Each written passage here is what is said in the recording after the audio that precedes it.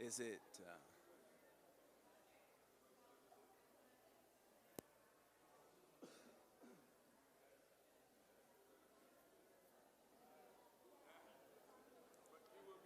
All right. We are about ready to get started with class.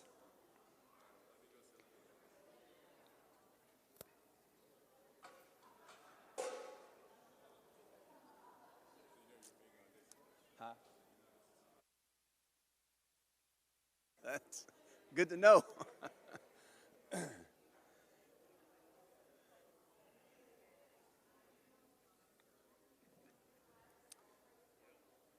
All right. So I've got my timer up here.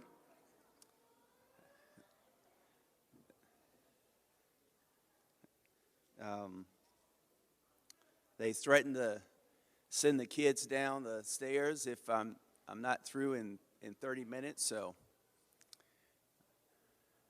I've got my timer set for 25, and I'm going to start now. That way I have 5 minutes to play with. Well, thank you for being here this morning.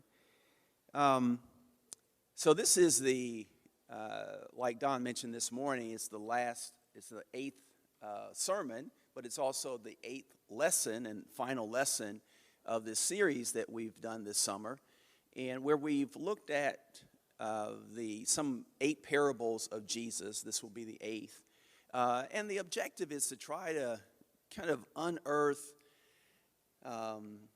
just some truths and ways of living that the parables Jesus was trying to help us to understand a bit of how he wanted us to live as disciples of his. And so we're going to try to apply this a little bit to our circumstances right here and now. So that was kind of the goal of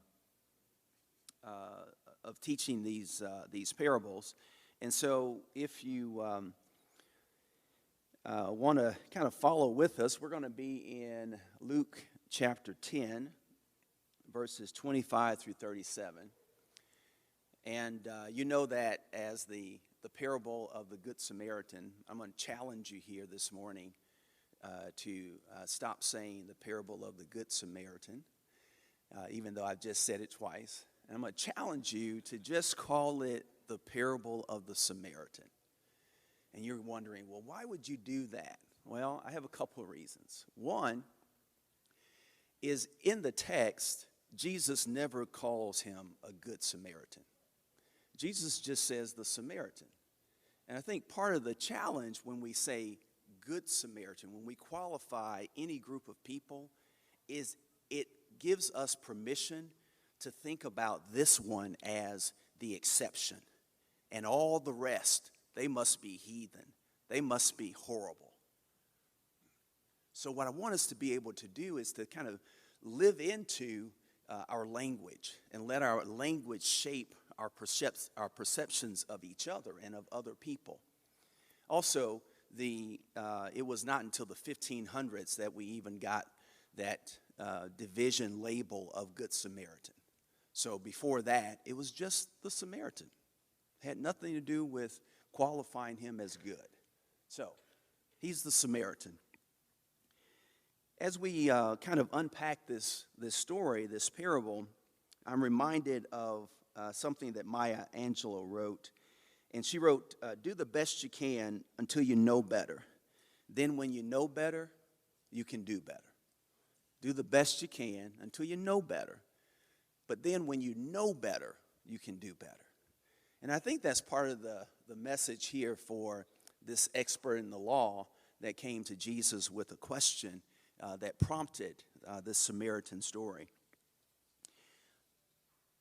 And I want us to kind of be mindful of Dr. Angelou's statement there, because I think sometimes Satan tries to hold us down and to keep us,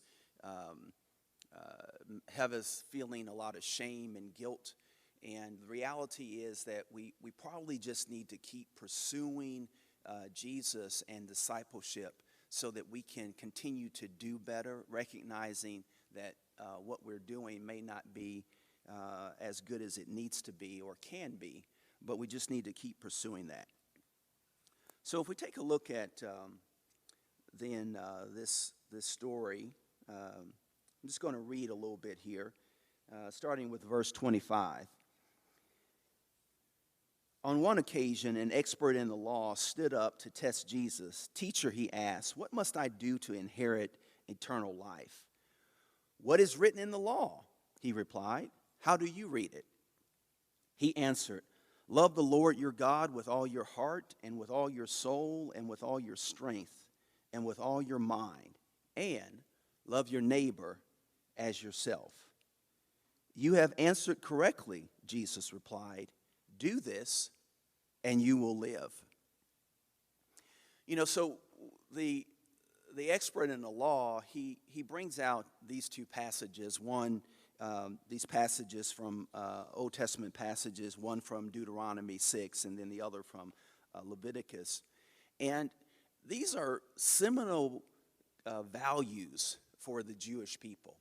But they're also now seminal values for us as people of God, as Christians, as disciples. And when something's a seminal value, then you have this sense that you want to live into it. And you want to live into it because you believe that it is a good guiding principle for your life. And so these two seminal values should be guiding principles for us. And so when the expert in the law, when he gives this answer, that should be it, right? He gives the right answer. Jesus says, "You got it. You're good to go." You would kind of expect that he would just kind of walk off and go on his way because he got the answer right. But something's wrong. He feels this kind of psychological dissonance within him. Something's not quite right. And the text tells us, Luke tells us that he needed and wanted to justify himself because something wasn't quite right. So you start asking the question, well, if he got the right answer, then what's wrong? Why the dissonance? And I think part of the dissonance is that in his religious, cultural standing, what he recognized was that he was able to, because the rabbis had kind of given him permission, if you will, he was able to pick and choose a bit who he wanted to exercise that seminal value with. He was able to say, you know what, this is for, because the Jews would have said, this is for your fellow Jews. Your neighbor is your fellow Jew, right? And you get to decide, you get to discriminate against who you're going to care for or not. And I think that's the challenge, right? On one hand, this is a seminal value. This is a guiding principle. But yet he knows that he doesn't live that principle out universally.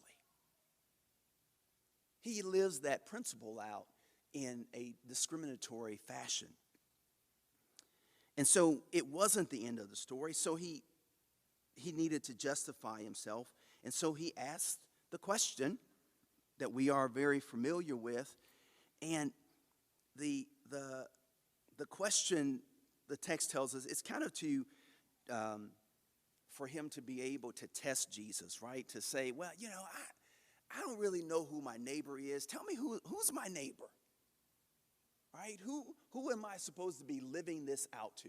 And again, he's an expert in the law, right? He's got these two passages written on his phylactery, on his hand, and bound in a box, and there for him to read and to know and to study. And he knows this. He knows the answer to this question, but he needs to justify himself. And so he asked Jesus the question. This unresolved spirit in him needs to be resolved. He needs to do something to address this psychological dissonance. And oftentimes we do that, right? Oftentimes when our rhetoric and the reality of our behavior doesn't match, we have this sense, this need to justify ourselves, right? To justify why my behavior and my values don't match. And that's part of the challenge for us. And so, in this case, the expert in the law, he asked the question, who is my neighbor, to try and dispel his dissonance. In reply, Jesus said, verse 30, a Jewish man, was going down from Jerusalem to Jericho when he was attacked by robbers. They stripped him of his clothes, they beat him, and went away, leaving him half dead. So here Jesus uses a very common story that he would have been aware of, right? That road from Jerusalem to Jericho was had this habitual a thing that happened where people were being mugged and robbed and left for dead. It was a common experience. It was so common of an experience that later on in 300, Jerome called it the bloody way, that journey from Jerusalem down to Jericho. So common, in fact, of experience.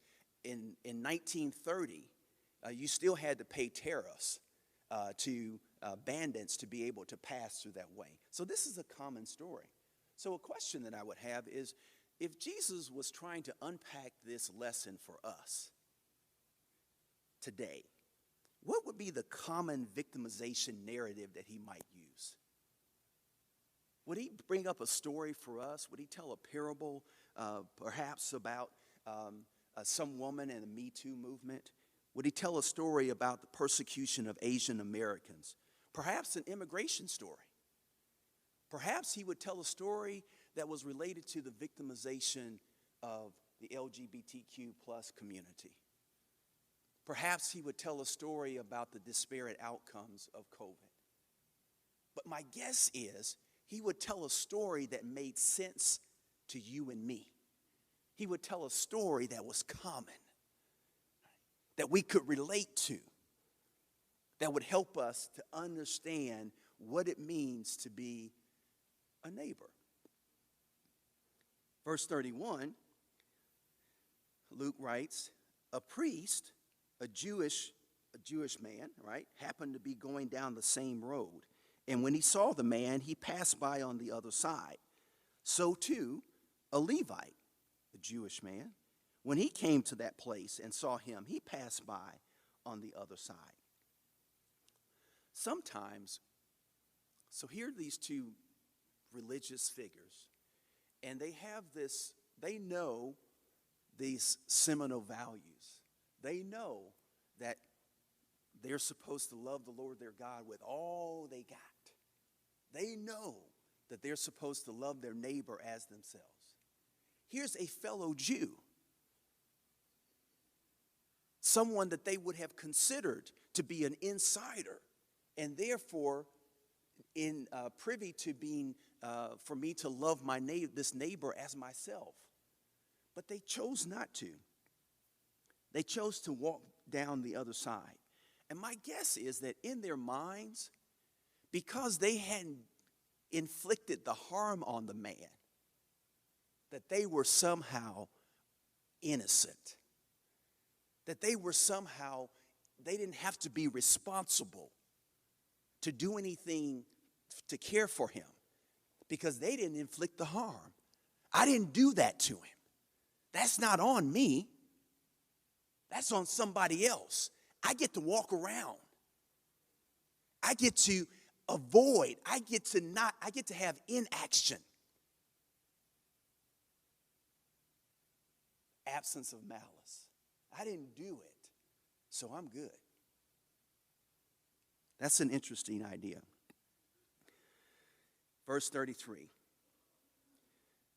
But a Samaritan, as he traveled, came where the man was, and when he saw him, he took pity on him.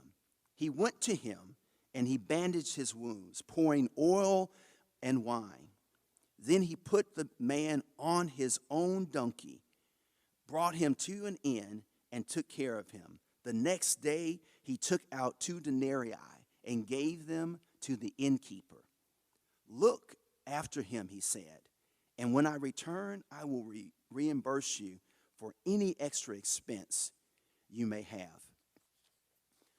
So when we juxtapose the Samaritan's response to the man who had been injured to that of the Levite and the priest, the difference that we see is, one,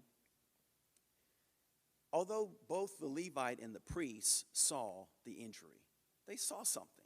They recognized that something's not right. The Samaritan, I would say, paid attention now, Pan. The Samaritan took note of what had happened to this man. The Samaritan was curious about what is going on with this man, what is happening with him, what are his circumstances. He was curious about it. It was this sense that he noticed that there was this pattern of mistreatment and the results of his victimization. He could see it. He didn't quite understand it, so he took another step. He closed the gap between this man, this Jewish man, he's a Samaritan, hated by the Jews.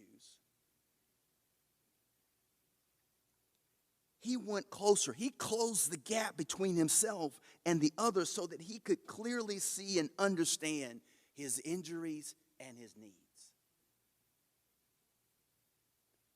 He closed the gap. And then he practiced bystander intervention. He used his own resources, advantage, privilege that he had, that this other injured, victimized person didn't have, to restore that man.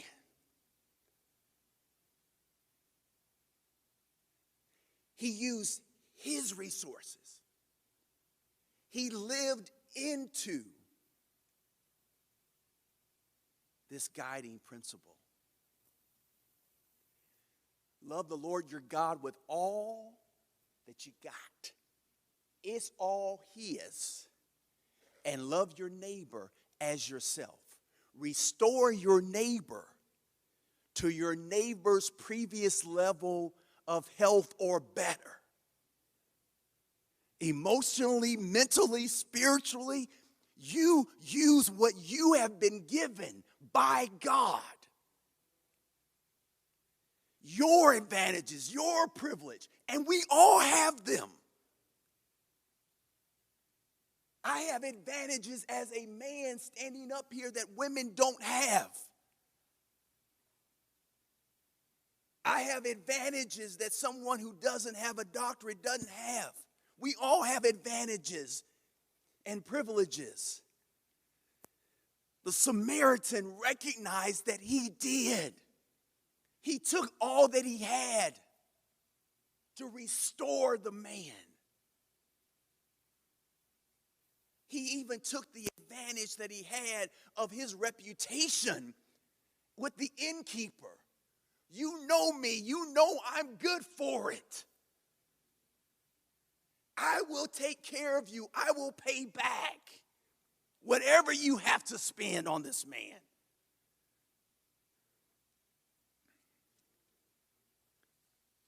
So Jesus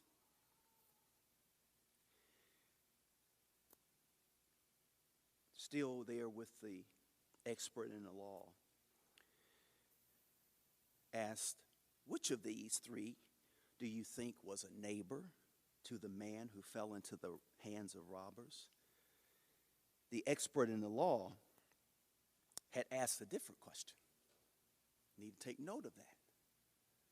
The expert in the law asked the question, who is in my circle of responsibility? Said differently, who do I get to not care for because my cultural biases and because of my acceptance by my primary friends and family to omit certain people groups allow me to do it and feel justified? That was his question. By Jesus changing the question, he is communicating to the expert in the law, you're asking the wrong questions, and maybe that's why you're getting the poor results. Maybe you have this psychological dissonance because you're not asking the right questions.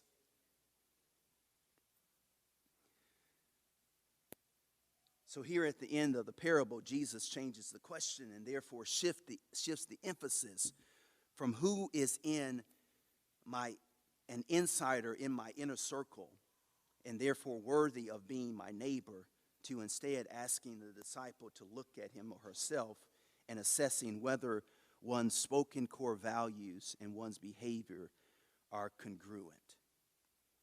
Does the reality match the rhetoric of your values? The expert in the law in verse 37 replied, the one who had mercy on him. It became clear to the expert in the law that his cultural blinders had now been removed. It became clear that although the priest and the Levite recognized the distress and the destruction, they refused to live into their core values and principles. Instead of using their privileges to assist the man who was beaten and left for dead, they used their privilege to walk around him because they could. Because all they had to do was justify it, and everybody would be okay with it. The Samaritan, however, felt no guilt and no shame for what he had. Let me say that again.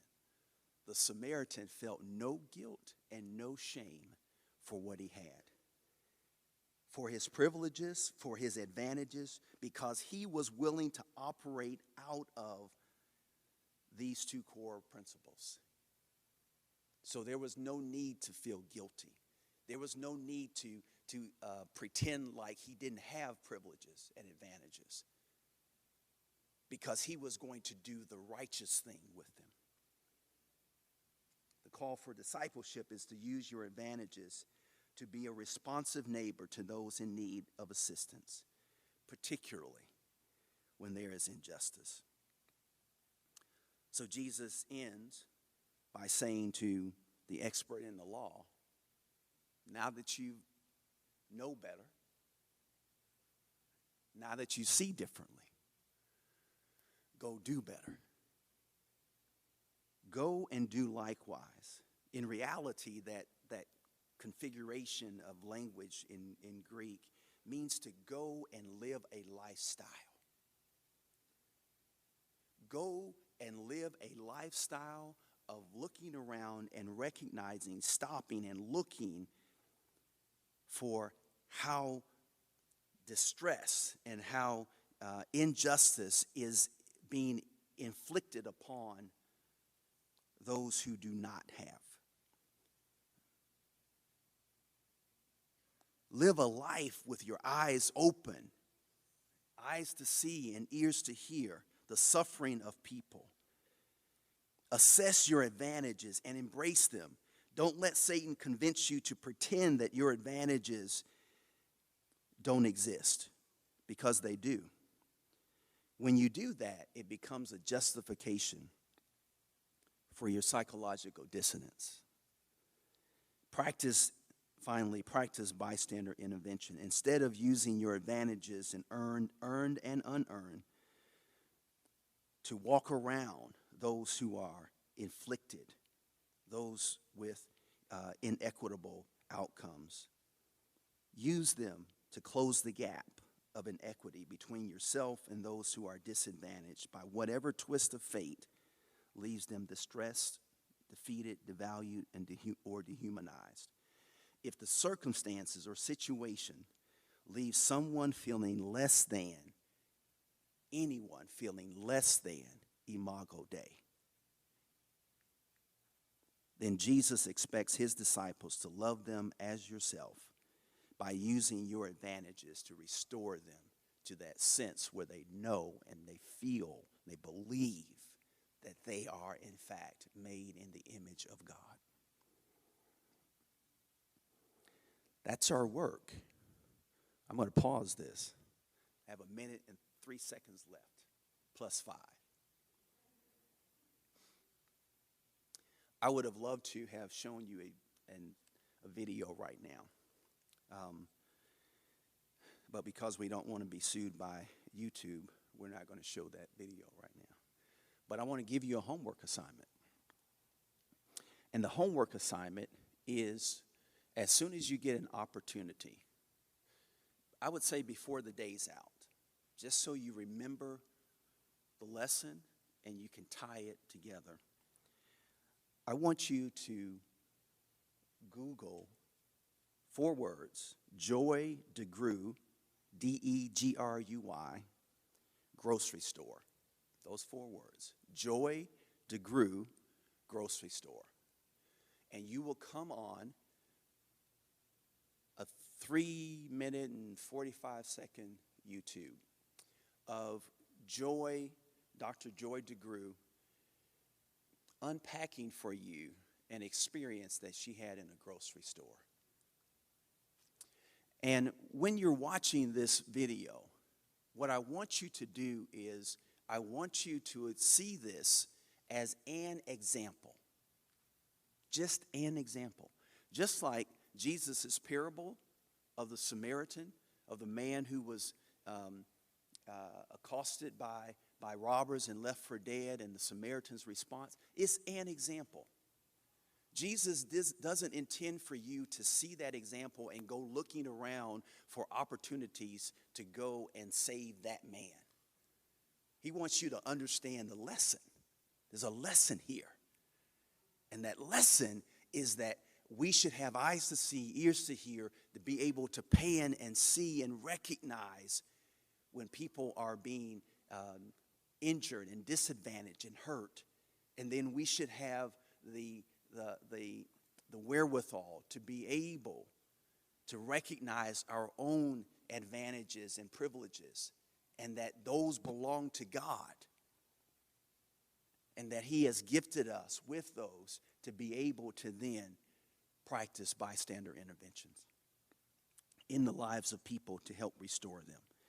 So as you're watching this, don't get so focused on the actual content that she expresses, because my point is not that that's the only example.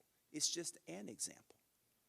There are many other examples that we could have focused on. So don't let Satan get you stuck on that example and miss the broader message.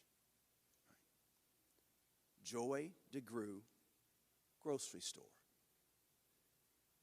And as you get to the end of that, what I want you to hear me say is, go and do likewise. As people of God, as disciples of Jesus, that's what we do. Nelson Mandela wrote, "What counts in life is not the mere fact that we have lived. It is what difference we have made in the lives of others that will determine the significance of the life we lead."